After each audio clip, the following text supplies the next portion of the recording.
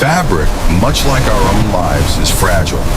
It frays with time, stains with pleasure, and turns to ash in the fire. That is the law of nature. But have you ever wondered, what if humans could break that law? What if we could create a fabric that never dies? A thread that cannot burn, cannot rot, and lasts forever? This isn't a question from science fiction. It was once the obsession, the mad dream of our ancestors, and they found it. But the price they paid in pursuit of eternity became one of the most tragic and long-lasting mistakes in history. One you might never have heard of. To the ancients, this substance was nothing short of a miracle. They discovered it in layers of stone, shimmering white fibers that could be pulled and spun. It was soft like silk, strong like wool.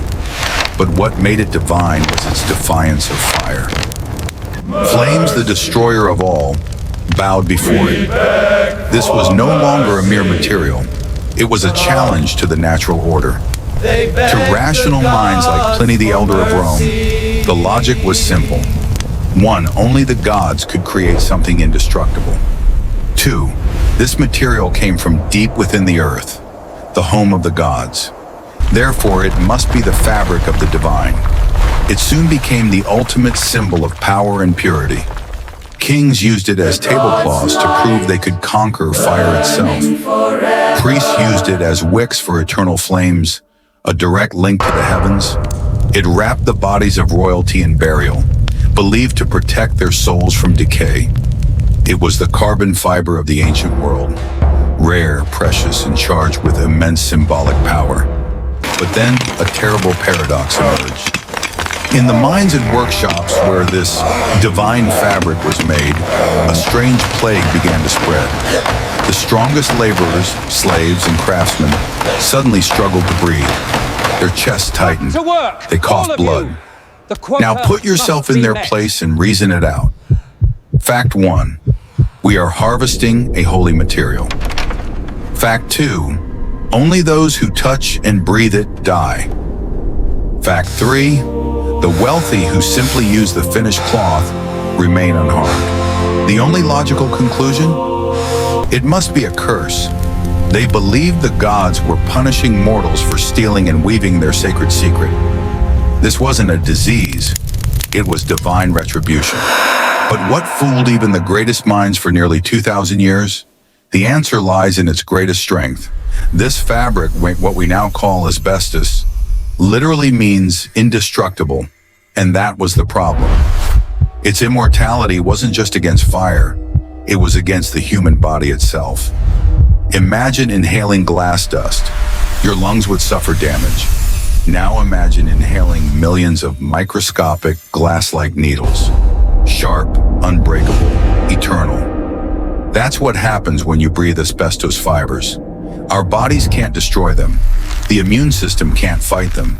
These invisible spikes lodge deep in the lungs, scarring them over years, leading to cancer. The curse didn't come from the gods. It came from the very physics of the material humans worshipped. Our ancestors' mistake wasn't superstition. It was arrogance. They saw only the grand result, fireproofing, and ignored the invisible cost, toxic dust. Blinded by its miraculous use, they overlooked its silent threat. And that's a timeless lesson. Any groundbreaking innovation, if not fully understood, can hide devastating consequences. The story of asbestos is a tragedy of ignorance, a thin line between genius and catastrophe.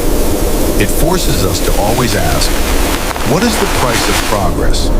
The history of textiles isn't just about beauty and creativity.